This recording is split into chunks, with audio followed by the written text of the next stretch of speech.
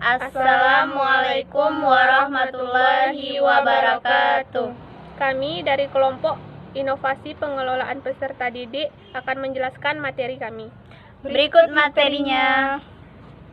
Pengelolaan peserta didik adalah layanan yang memusatkan pada pengaturan, pengawasan, dan layanan siswa di kelas dan di luar kelas seperti pendaftaran, pengenalan, dan layanan individual seperti perkembangan keseluruhan kemampuan, kebutuhan, dan minat sampai ia mantap di sekolah tersebut.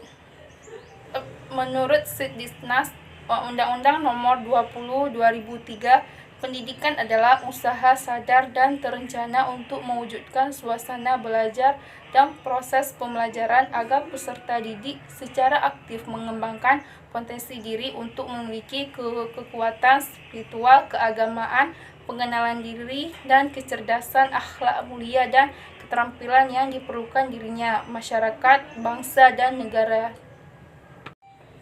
Dalam hal ini, pengelolaan peserta didik menurut Hidayat Sutomo dan Westin Sudnanto adalah merupakan suatu pendataan atau pengaturan segala aktivitas yang berkaitan dengan peserta didik, yaitu dari mulai masuknya peserta didik sampai dengan keluarnya peserta didik tersebut dari suatu sekolah atau suatu lembaga.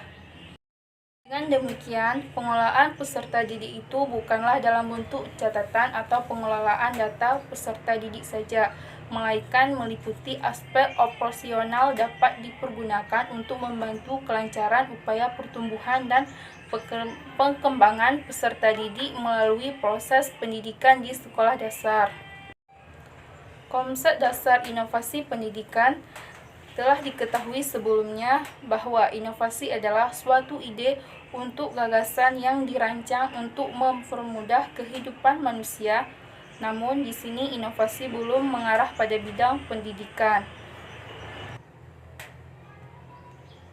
Adapun tujuan inovasi pendidikan ialah tujuan utama dari inovasi pendidikan adalah berusaha meningkatkan kemampuan, yakni kemampuan dari sumber-sumber, tenaga, uang, sarana, dan prasarana, termasuk struktur dan prosedur organisasi agar semua tujuan yang telah direncanakan dalam dicapai secara optimal.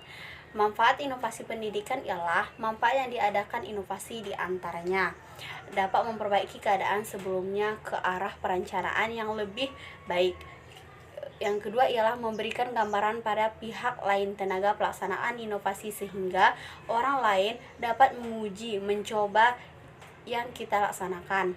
Selanjutnya ialah mendorong untuk terus mengembangkan pengetahuan dan wawasan, mengembangkan semangat dalam bekerja. Adapun fungsi inovasi pendidikan ialah inovasi juga berarti penemuan baru yang berbeda yang sesudah ada atau yang sudah ada. Dikenal sebelumnya gagasan, metode, atau alat jika bukan hanya media pengembangan saja yang bisa dikemas secara inovatif, tetapi juga proses pembelajarannya, misalnya mengubah strategi metode baru, tentunya yang dihasilkan dari penemuannya sendiri atau menerapkan metode baru yang ditemukan oleh para pakar dan didesain sedemikian rupa sehingga dapat menciptakan pembelajaran yang lebih kondusif. Jenis-jenis inovasi pendidikan. Jenis inovasi pendidikan menurut Santoso S. Hamidjaya pada tahun 1974 tidak dapat terbilang jumlahnya, namun data dikelompokkan atas dasar objeknya atau derajat dan sifatnya berdasarkan objeknya atau dikenai.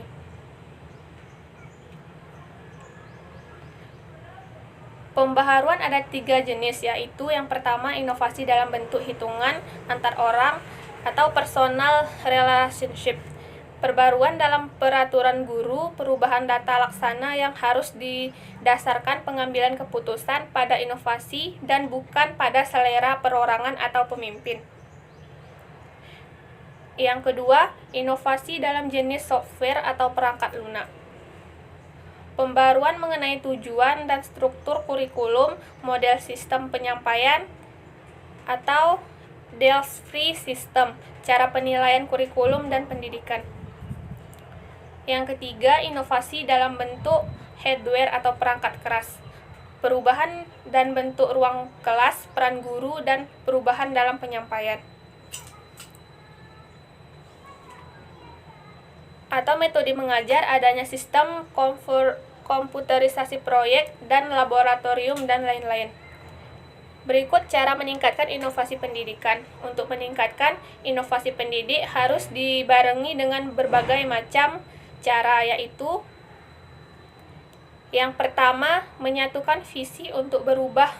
Yang kedua, mengurangi kekuatan akan perubahan. Yang ketiga, berpikir seperti model yang berani mengambil risiko. Yang keempat, memiliki suatu rencana yang dinamis. Yang kelima, mematahkan aturan. Yang keenam, beri setiap orang 2 pekerjaan. Yang ketujuh, kolaborasi. Yang kedelapan, menerima kegagalan.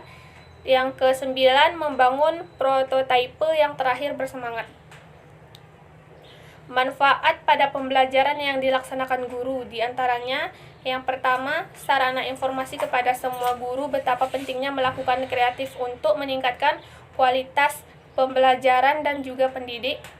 Yang kedua, bahan pertimbangan kepala sekolah sebagai upaya mendorong peningkatan kualitas pembelajaran yang dilakukan oleh guru.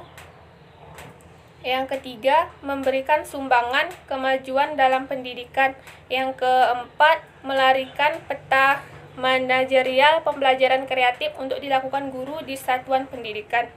Yang kelima, mendorong guru atau pihak sekolah untuk terus berkompetisi, membangun iklim pembangunan yang lebih baik dan berkualitas.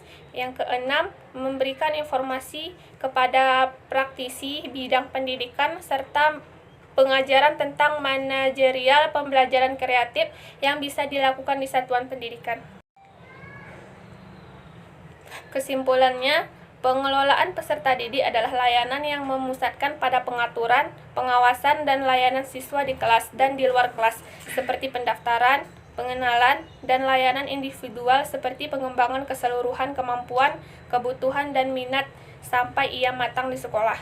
Manfaat inovasi pendidikan yaitu diadakannya inovasi diantaranya yang pertama, memperbaiki keadaan sebelumnya ke arah perencanaan yang lebih baik. Mungkin hanya ini yang dapat kami sampaikan dari penjelasan materi kami. Wabillahi taufiq wal hidayah. Assalamualaikum warahmatullahi wabarakatuh.